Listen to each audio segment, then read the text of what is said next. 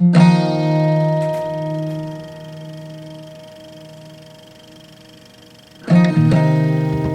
we go. Welcome to episode 1 of Review Room. Room Review. Yep, Room. What do you think? I mean, to be frank, it was a really, really good film. I don't think there's any getting away from that. It's true. It's very true. I was advised to watch it on a Sunday night, which was perhaps not the best call. I'll be honest, mate, it's not the best way to get your week started. No, it's not. To kick things off by watching that is perhaps not the best call. I had to stop about 40 minutes into the film. Did you weep? Yeah. No, Did I had to go and buy some Ben and Jerry's ice cream to remind myself of the good things that humanity is capable of. Yeah.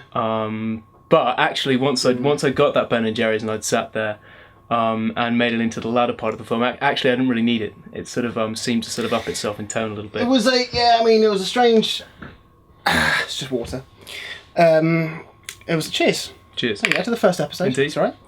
One of the things that impressed me most about it was the fact that despite being obviously utterly harrowing and devastating, and feeling like someone, had punched me in the face, emotionally speaking. Yeah.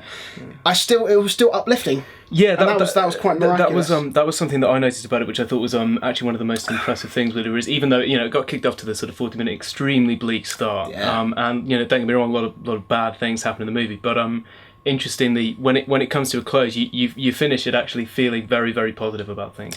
Yeah, which is quite impressive. And what I think is telling about that is fundamentally, it deals with a very sort of tragic subject matter. Could very, very well been based on a true story. Well, it almost is. There's obviously mirrors. It can't always be based on a true story. Right. But there's mirrors of lots of real life cases. There are plenty of kidnap cases like that which are run along similar themes. It's true. But it doesn't fall into the trap of becoming an exploitation film, which is merely sort of playing on the grief of a real life story. It tells another more uplifting story. Absolutely. Using that as a sort of medium for it, which is one of the good things about it. Yeah. What was your favourite thing about the film? Definitely. I can't remember her name, but the lead performance in it. Brie Larson. Brilliant. She's absolutely outstanding. I've only seen her in 21 Jump Street, which I absolutely love, by the way. 21 Jump Street? Yeah, she plays the girl in 21 Jump Street. The Jonah Hill's love interest in 21 Jump Street. The one who's supposed to be... in Peter Pan. The Peter Pan. Oh, yeah, I forgot she's in that. Have you not seen Short Term 12? No. That's a great movie. She's great I'm illiterate. I'm a film illiterate. That's me. This guy's the expert. He's the knowledge. Well... I'm the opinion. Opinionated. But no. She was absolutely standout. Yeah, she is. I think certainly among amazing. the best performances I've ever seen. Honestly, I really thought so. I mean, the thing is certainly not to. I mean, she was incredible, and not to take anything away from her, but the success of the film totally, for me, it did hinge on whether or not the boy could actually carry the film, because the whole story is told from his perspective, which is one of the incredible things, and one of the things that I think worked incredibly well about the film is that it stayed with him. And he managed to. I mean, for such a young actor, he managed to carry it extremely well, and it didn't come across. It wasn't like the classic child acting. It wasn't classic kind of like fist in your mouth sort of. There were no kind of cringe-worthy moments in it at all. Like it was a very, very, very successful central performance. And he was really the protagonist for me. He was, absolutely. I think that was the strength in the storytelling. It reminded me a little bit of. Have you ever seen the film Life is Beautiful? No. It's an Italian film by a director called Roberto Benigni. No, I'm film illiterate. Oh, yeah, I remember. Well, that film is about. It's set in the Second World War, and a father and his son are in a concentration camp, and in an attempt to hide the horror of the real horror of the Holocaust to his son, he basically pretends that the whole of everything that's happening in the concentration camp is a game that they're playing together, and so whilst he's trying to deal with looking horror in the eye, he's trying to play it off as like this whole big piece of fun that him and his son are having together, and that they're playing a game together as a way of sort of shielding his son from what's going on, which is devastating and it's brilliantly done, and it really reminded me of that, and the fact that this child had this, I mean, in every sense of the word, naive kind of perception of the world, and then the amazing thing, because when I sort of read the vague synopsis and it said about how, they're trapped in a room, we knew this was the whole big thing about the film, but then they get out, and I thought, okay, well, for me, thinking about going into the film before I saw it, all I was sort of interested in was how are they going to escape. But I didn't realise was actually that getting to experience the world from the eyes of someone who had no concept of the world, how incredibly engaging that would be. That was one of the most important sort of interesting things about the film. Really was I sort of, when it kicked off, I didn't really know anything about it. I expected it to be a very harrowing tale of somebody's grief and all that, and it was. But what it kind of it seemed to do, which I look really quite small. Sorry, I look quite small. Oh, that's just perspective. It's really not. I'm just 7'5". What I thought was so interesting about it was it used, and what sort of set it in many ways, like above the cut, was it used that sort of that transition of this innocent, naive person. It was almost the fact that he'd been locked in this room for so long and he hadn't seen the outside world, he hadn't been exposed to it. That was almost sort of showed his innocence, and it was sort of reflected, the more general sense of innocence of a child entering into a modern world, stepping out and being exposed to things that they hadn't experienced before. Whereas rather than it being in sort of an emotional sense, it was in a more physical sort of raw sense. Yeah, a literal sense. Yeah, absolutely.